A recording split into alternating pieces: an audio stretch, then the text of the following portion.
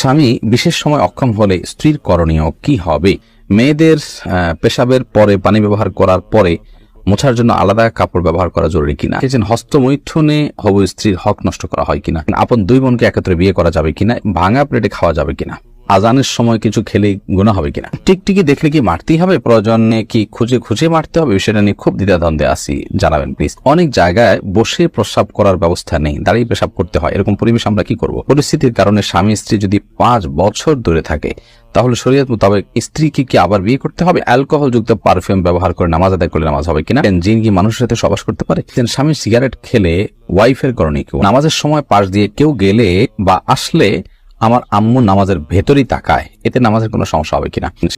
শীতের দিনে টাকনোর নিচে কাপড় পরা যাবে কিনা? চলুন আপনাদের যে সমস্ত প্রশ্ন ইতিমধ্যে চলে আসছে সেগুলোর উত্তর দেওয়ার পালায় আমরা প্রবেশ করি। ফয়সাল আহমেদ আপনি লিখেছেন, টিকটিকি দেখলে কি মারতেই হবে? প্রয়োজনে কি খুঁজে খুঁজে মারতে হবে? বিষয়টা নিয়ে খুব দ্বিধাদ্বন্দ্বে আছি, জানাবেন প্লিজ। না, খুঁজে খুঁজেই আপনাকে মারতে হবে এমন কিছু কোনো বাধ্যবাধকতা নেই, বরং আপনার চোখে পড়েছে উপদ্রব করে আপনি মারবেন।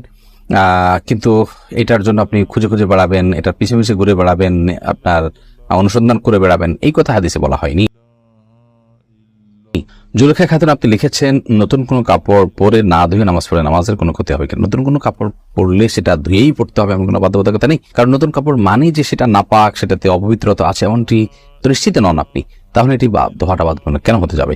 তবে হ্যাঁ, আপনারা যদি নতুন কাপড় কেনার পর দেখলেন যে সেখানে কোনো নাপাক আছে, তাহলে ওই জায়গায় সেই নাপাকটা ধোয়াটাই হলো আবশ্যক। অতএব শরীয়তের দৃষ্টিকোণ থেকে নতুন কাপড় ধুয়ে পড়তে হবে এমন কোনো বাধ্যবাধকতা নেই। মোহাম্মদ আব্দুর রাকিব আপনি লিখেছেন, হস্তমৈথুনে হবু স্ত্রীর হক নষ্ট করা হয় কিনা? এটি আপনার স্বাস্থ্য নষ্ট হয়, আপনি নিজের হক নিজে নষ্ট করছেন, নিজের আমল নষ্ট করছেন, এবং এর মাধ্যমে যদি আপনার যৌন শক্তি কমে যায় সেক্ষেত্রে আপনি স্ত্রীর হক নষ্ট করছেন। অবশ্যই সেজন্য এটি নাজায়েজ এবং গুনাহের কথা, হারাম।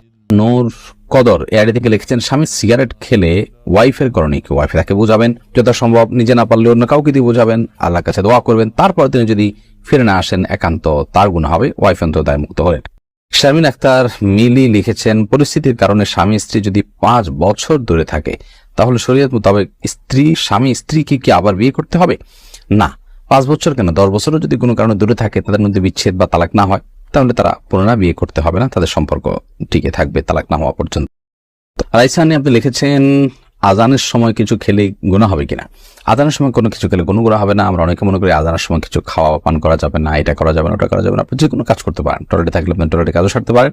তবে আপনি যখন টয়লেটে নাই, পবিত্র জায়গায় আছেন বা স্বাভাবিক অবস্থা আছেন, তখন আপনি আজান শুনলে আজানের জবাব দেওয়ার চেষ্টা করবেন, এটা হলো মূল কথা। খেতে গেলে খাওয়ার ফাঁকে ফাঁকে আপনি আজানের দেওয়ার চেষ্টা করবেন, কিন্তু আজান হলে কিছু খেতে পারবেন না এমন কোনো কথা নেই। এখানে বিষয় হলো জবাব দেওয়ার চেষ্টা করবেন যদি আপনি পবিত্র জায়গায় থাকেন। রোহান আপনি এর দিকে লিখেছেন, শীতের দিনে টাকনোর নিচে কাপড় পরা যাবে কিনা? সর্বাবস্থা টাকনোর নিচে কাপড় পরা হারাম, বিশেষ করে জামা, জুব্বা, চাদর এবং এই জাতীয় যেগুলো উপর থেকে মানুষ নিচের দিকে যায় আর কি। আর যেগুলো নিচের দিক থেকে উপরের দিকে থাকে এবং নিচ থাকেই টাকনোর নিচে, যেমন মোজা, তারপর এমন কোন জামা যেটা মোজার সাথে জামার সাথে অ্যাটাচড, আলাদা করে খোলার কিছু নেই, সেগুলো কথা ভিন্ন হিসাব। বাকি শীতের অজুহাতে টাকনোর নিচে পোশাক পরা যায় না, প্রয়োজনে মোজা পরিধান করবেন। প্রজাপতি রিয়ালি থেকে আপনি লিখেছেন, ভাঙা প্লেটে খাওয়া যাবে কিনা? ভাঙা প্লেটে খাওয়া যাবে, কোনো অসুবিধা নেই। ভাঙা আয়নায় মাথা চেহারা দেখা যাবে, সেটাতে কোনো অসুবিধা নেই। আমরা অনেকে মনে করি ভাঙা প্লেটে খাওয়া যাবে না, ভাঙা আয়নায় চেহারা দেখা যাবে না, এটা নিছকই আমাদের সামাজিক কুসংস্কার। ভাঙা প্লেটে ভাঙা অংশে জীবাণু থাকতে পারে, সেজন্য আপনি ওইটাতে খেলে অস্বাস্থ্যকর হতে পারে, সেটা তো আপনার একান্ত স্বাস্থ্যগত বিষয়, বাট সেটা অত নিশ্চিত নয়। বিধায় ভাঙা প্লেটে খেলে যে গুনাহ হয়ে যাবে বা নাজায়েজ হবে, ওটা সেরকম নয়, এবং ভাঙা আয়নায় চেহারা দেখলে কোনো অসুবিধা হবে না। বিলকিস বেগম আপনি লিখেছেন, মেয়েদের পেশাবের পরে পানি ব্যবহার করার পরে মোছার জন্য আলাদা কাপড় ব্যবহার করা জরুরি কিনা? না, আলাদা কাপড় ব্যবহার করা জরুরি না। পানি ব্যবহার করার পরে যদি নাপাক দূর হয়ে গেছে মনে হয়, তাহলে সেটি যথেষ্ট, আলাদা করে কাপড় ব্যবহার করার প্রয়োজন নেই।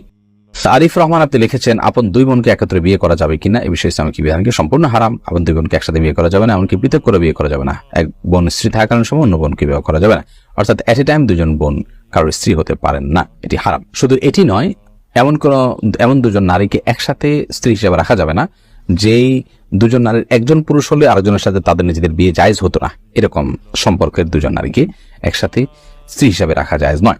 হ্যাঁ, একজনকে বিয়ে করেছেন, তার সাথে বিচ্ছেদ হলো বা তিনি মারা গেলেন, তারপর অন্যজনকে বিয়ে করেছেন, তারপর সেটি জায়েজ আছে। শেখ রোকনুজ্জামান লিখেছেন, অনেক জায়গায় বসে প্রস্রাব করার ব্যবস্থা নেই, দাঁড়িয়ে পেশাব করতে হয়, এরকম পরিবেশ আমরা কি করব? যদি কোনো প্রকার ব্যবস্থা না থাকে এবং দাঁড়িয়ে পেশাব করা ছাড়া নিরুপায় থাকেন, তাহলে আপনি অবশ্যই দাঁড়িয়ে পেশাব সেখানে করতে পারেন, যেহেতু আপনি নিরুপায়। কিন্তু নিয়মিত অভ্যাস বানানো সঠিক নয়, কারণ নবী করিম সাল্লাল্লাহু আলাইহি ওয়াসাল্লাম বসেই সবসময় পেশাব করতেন। তবে বিশেষ একবার তিনি দাঁড়িয়ে পেশাব করেছেন এবং সেটি কারণ ছিল এমন একটা জায়গায় তিনি গেছেন যেখানে ময়লা আবর্জনা চতুর্দিকে ফেলেছে মানুষ এবং সেখানে বসার মতো কোনো জায়গা ছিল না, সেজন্য তিনি সেখানে দাঁড়িয়ে পেশাব করেছেন।